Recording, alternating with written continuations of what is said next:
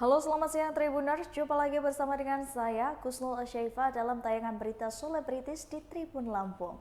Kami akan menyajikan informasi yang menarik seputar selebritis tanah air untuk Anda.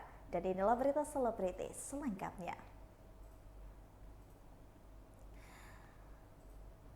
Dulunya sahabat karib, kini Iis Dahlia mengaku sudah jarang komunikasi dengan Lesti Kejora. Pasca heboh kasus KDRT yang dilakukan Rizky Bilar, hubungan Lesti Kejora dan Iis Dahlia berubah. Diakui Iis Dahlia, ia dan Lesti Kejora sudah jarang berkomunikasi lagi. Padahal sebelumnya Iis Dahlia dan juga Lesti Kejora ini dekat dan sering bertemu. Namun sekarang meski sekedar berbalas pesan singkat, Lesti yang akrab disapa Dede itu tak lagi fast respon. Pedangdut sekaligus ibu Devano Denendra ini mengaku sudah lama tak bertemu dengan Lesti. Alhasil, komunikasi yang dijalani Iis dengan istri Rizky Bilar ini hanya melalui telepon seluler. Berikut wawancara dengan Iis Dahlia.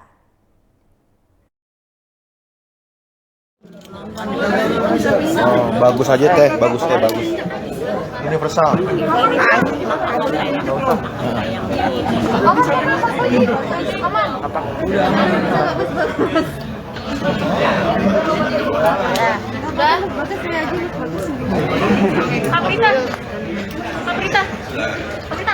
Iya. Yuk. Udah. Buat barista. Saya mungkin seperti apa melihat acting Tegar, dalam arti kan ini bisa dibilang maaf difabel yang mungkin kali pertama melihat berakting gitu ya. Bagus ya. Terus ini tuh kalau aku bilang kan filmnya belum tayang, jadi mudah-mudahan sekarang tayang. Jadi banyak menginspirasi kita lah, orang-orang yang maksudnya kita Tegar aja yang punya kebutuhan khusus, pengen bersekolah, pengen maju, pengen menjadi orang yang berguna buat nusa dan bangsanya, buat dirinya dan keluarga. Apalagi kita ya kan yang normal, yang ini, jadi kayak kita harus mau sama Tegar.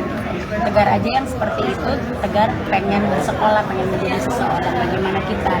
Itu kita jadi yang kan banyak tuh anak-anak yang normal pengennya di jalanan ya kan, pengennya gak mau sekolah gitu. Kita harus nonton film ini dan ini mudah-mudahan bisa menginspirasi kita semua.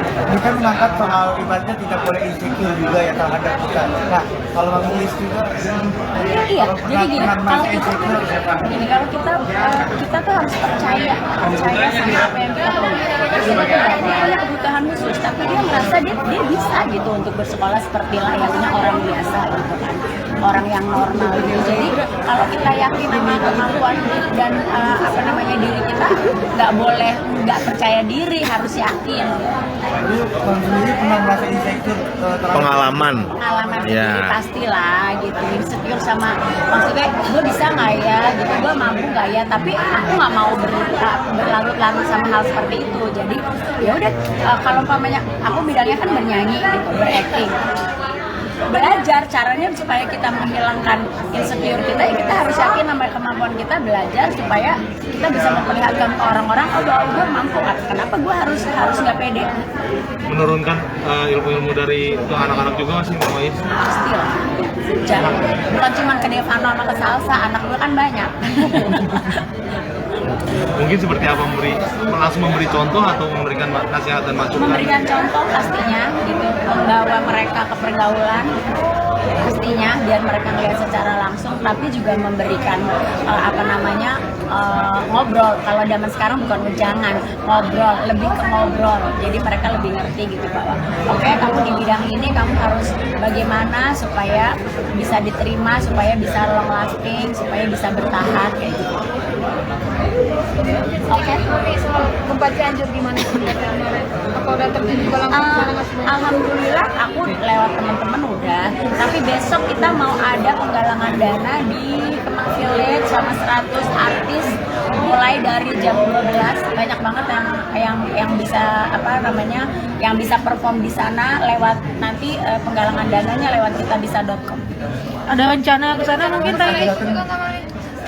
karena kegiatan aku banyak, aku nggak tahu karena berapa hari lagi juga aku mau pergi ke Belanda kan, mau perform di sana. Terus sepertinya lewat kitabisa.com aja, mereka lebih tahu lah posko-posko mana ya kan, karena kalau umpamanya kitabisa.com kan.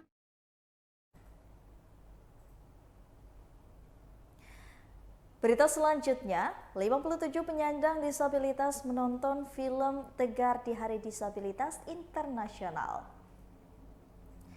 Sebanyak 57 penyandang disabilitas ikut nonton bareng film Tegar di Epicentrum XX1 pada Sabtu 3 Desember 2022.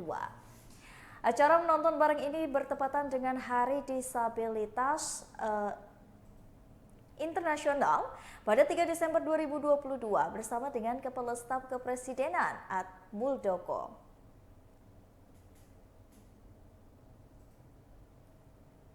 Film Tegar sendiri mengangkat sosok anak difabel yang ingin meraih mimpi untuk bisa hidup layak seperti anak-anak lainnya. Seperti kita ketahui, Muldoko selama ini sering menaruh perhatian dan kepedulian terhadap masa depan disabilitas. Hal ini mendapatkan apresiasi dari CEO Indonesia telah melaksanakan MOU antara KSP Muldoko dan juga YPAC yang memiliki jaringan YPAC di 18 daerah se-Indonesia. Ketua Umum Yayasan Global CEO Indonesia Trisna Suherman mengatakan, kepedulian dan juga peran nyata Kepala Staf Kepresidenan Muldoko terhadap kelompok disabilitas. Pada kesempatan itu, Trisna Suherman mengapresiasi tim produksi film Tegar yang telah membuka akses bagi penyandang disabilitas dalam industri perfilman. Berikut wawancara dengan Kepala Staf Kepresidenan Muldoko. Ya, saya melihat situasi yang terjadi atas pemutaran film ini sangat prihatin. Ya. Pada satu sisi, banyak dari kita melihat disabilitas itu hanya merasa kasihan, merasa riba. Padahal bukan itu yang diinginkan oleh mereka. Mereka adalah insan yang memiliki kemampuan yang perlu mendapatkan perannya. Bukan sekedar kita mengasihani, bukan itu ya. Tapi peran-peran yang diberikan kepada mereka harus bisa kita wujudkan. Buktinya, si Tegar ini bisa menjadi seorang aktor yang baik. Saya pikir ini juga dimiliki oleh yang lain. Terus yang kedua, saya minta kepada masyarakat Indonesia, ini bagian dari pembangunan karakter. Bagaimana masyarakat Indonesia harus memiliki karakter, sebuah karakter yang kuat. Ini sudah dibuktikan dan Tegar dalam perannya, keseharian mereka dalam hidupnya. Jadi yang saya harapkan masyarakat Indonesia untuk bisa menonton film ini bukan hanya sekedar menghargai apa sutradaranya, tetapi kita menghargai arti kemanusiaan yang ada di dalam cerita ini. Itu yang saya inginkan untuk masyarakat Indonesia. Silakan untuk berbondong-bondong menonton. Untuk itulah saya mengajak Bapak Kepala Staf Angkatan Darat, Mas Faris, untuk ikut di dalamnya, karena dari beliau-beliau ini memiliki struktur yang kuat untuk bisa meminta seluruh jajarannya terlibat dalam menonton film ini. Pak Kepala Staf Angkatan Darat, silakan. Terima kasih Pak Muldoko. Tadi saya lihat film ini hebat. Ya, saya akan sampaikan kepada seluruh jajaran bahwa ini sebagai pembelajaran. Saya pun dulu berangkat dari tukang orang, ya, dengan kehidupan susah, tetapi rupanya ada yang lebih susah dari saya waktu itu, dan ini sangat bagus untuk pembelajaran bagi anak-anak muda bahwa hidup ini sebuah pilihan, tetapi pilihan itu memang harus ditentukan oleh diri kita sendiri. Karena yang ada di depanmu, yang ada di belakangmu, sekalipun yang ada di sekelilingmu itu tidak berarti apa-apa dibanding yang ada dalam dirimu sendiri. Ini luar biasa bagi saya, dan ini yang membuat film luar biasa, dan ini sangat hebat, dan saya sampaikan.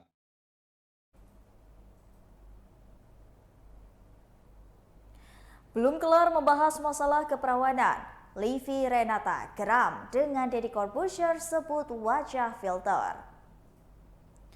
Livi Renata mengaku masih kesal dengan Deddy Corbuzier yang masih membahas keperawanan di podcast Close the Door. Selain itu, Livi juga semakin geram dengan suami Sabrina itu lantaran menyebut wajahnya cantik karena filter. Adapun perempuan 20 tahun ini ingin Deddy Corbuzier meminta maaf kepadanya lantaran ia merasa sikap sang pesulap itu keterlaluan. Diketahui sebelumnya Livi Renata sempat menyindir Deddy Corbuzier soal podcastnya yang selalu menanyakan terkait keperawanan dari wanita yang diundangnya. Livi Renata mengaku sempat mengalami tekanan saat hadir dalam podcast milik sang pesulap Deddy Corbuzier tersebut. Berikut wawancaranya dengan Livi Renata.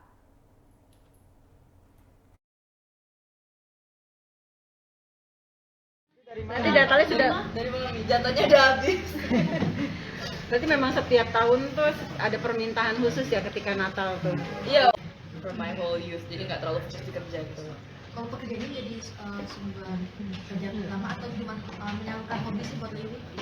I senang sih soalnya udah dapat penghasilan sendiri kan. Jadi I use it as like my main source of income. Terus bilang ke my parents nggak usah bayarin lagi. Kecuali sekolah. Kalau sekarang agak galau nggak dengan sekolah? Kuliah, sorry, I kuliah. Udah masih kuliah. Dengan kuliahnya yang sekarang lagi online ya. Terus sekarang juga punya pekerjaan gitu. Menikmati nggak sih di Indonesia atau? Di sana tuh kayak serba sendiri. Belajar kan, terus habis itu satuin aja dong, kan nggak mungkin. Tapi tahun baru liburan wajib atau gimana sih buat keluarga Livi ini? Dan pada soroti kehidupan personal life kamu, gimana sih kamu menanggapi tentang para netizen sudah mulai concern ke kehidupan kamu? Honestly, like privacy is such a big deal now. Ke depan sayang. Kamera ke depan. Oke.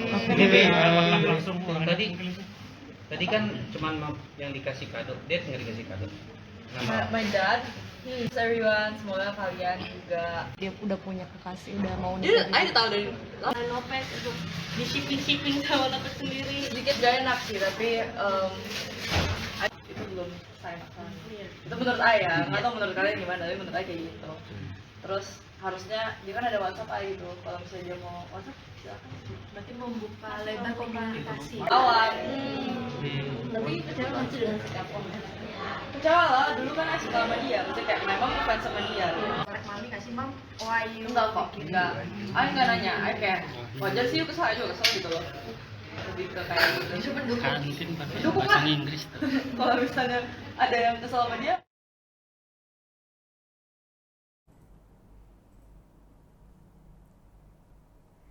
Raih awarding multi-platinum album Teruslah Berharap milik Judika terjual sebanyak 580.000 kopi di store KFC. Penyanyi Judika baru saja meraih awarding multi-platinum album Teruslah Berharap, di mana album Teruslah Berharap Judika yang dijual di store KFC berhasil terjual hingga 580.000 kopi.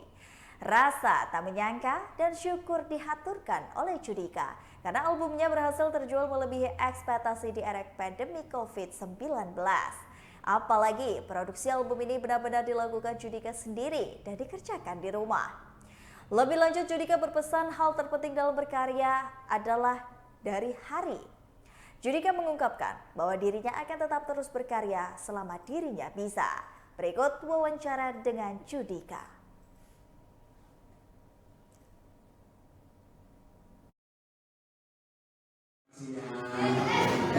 Sebelumnya saya minta maaf dulu karena saya tidak terbiasa telat, jadi hari ini harus minta maaf karena satu dan lain kesempatan lain hal tadi akhirnya bisa. Biasanya aku setengah jam gitu atau pas jamnya udah nyampe, jadi hari ini benar-benar minta maaf kalau aku telat. Ada miskomunikasi tadi dari manajemen, jadi tapi apapun itu, terima kasih teman-teman semuanya yang udah nunggu. Tepuk tangan buat semuanya yang hadir hari ini.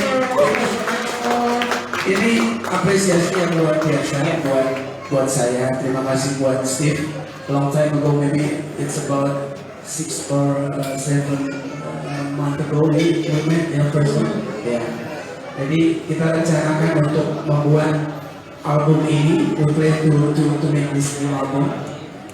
Jadi seneng banget karena sebenarnya dulu udah pernah juga beberapa kali kerja sama KFC, dan hari ini di album ini aku bisa bertukar pikiran dan Steve apa yang bisa dibuat untuk di masa yang seperti ini menjual sebuah album. Tapi setiap artis juga masih pengen banget punya yang namanya album, ada covernya, ada bentuknya, ada tanda tangannya, dan itu zaman sekarang kan agak sulit. Jadi mungkin salah satu yang paling masih bisa kita dapatkan ya kayak gitu, karena masih ada dalam bentuk fisiknya. Dan puji Tuhan lagi, alhamdulillah ini bisa terjual sampai di atas 500.000 dalam waktu hampir setengah bulan. Itu buat saya adalah satu pencapaian yang luar biasa. Artinya lagu-lagu saya masih sangat disukai, diminati, masih banyak yang galau-galau di luar sana, banyak yang ingin bercerita tentang cintanya, dan saya bisa menceritakan itu lewat lagu-lagu saya. Terima kasih buat teman-teman wartawan, terima kasih Jody Kahlo seluruh Indonesia, tim KFC yang selalu juga menjual album saya tadi seperti kata Mas Renaldi tadi. Jadi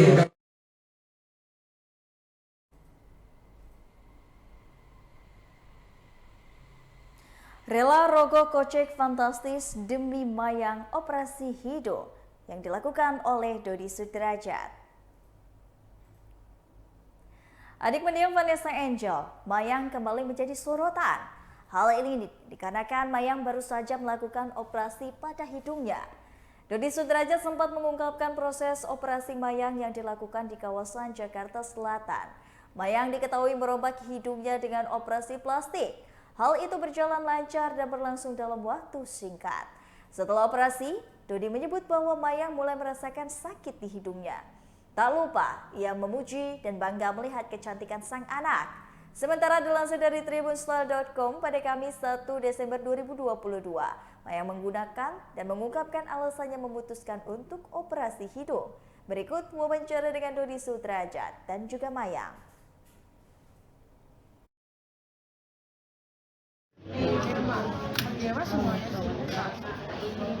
Tak boleh.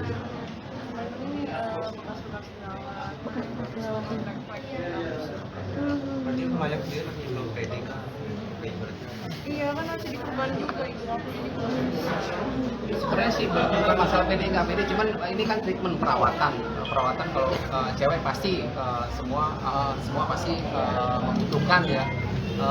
Untuk Mayang, apalagi Mayang kan sekarang sudah ya masuk sebagai ya pendatang baru lah ya, terus nyanyi juga, dan itu untuk penampilan juga sih. Spend berapa sih Mayang juga banyak perawatan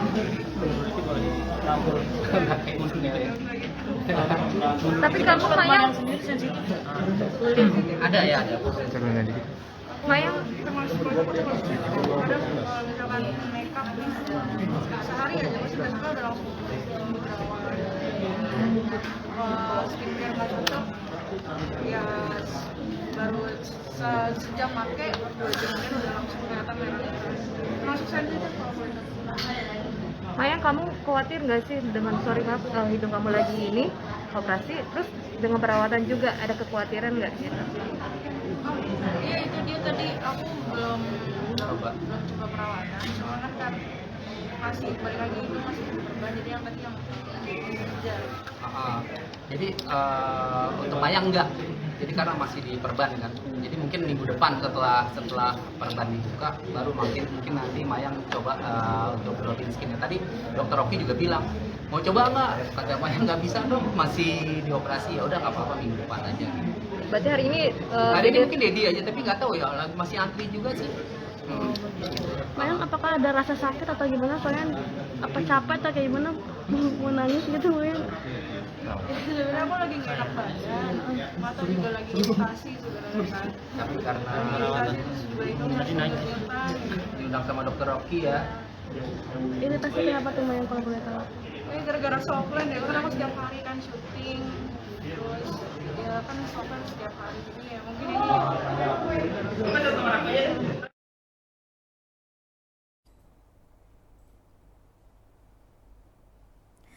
Baiklah Tribuners, setelah tadi berita selebritis bersama dengan saya Kusnul Asyaifah. Jangan lupa untuk terus saksikan video selengkapnya di YouTube Tribun Lampung News Video, Facebook Tribun Lampung, Instagram Tribun Lampung, dan juga TikTok Tribun Lampung untuk bisa mendapatkan informasi terupdate lainnya.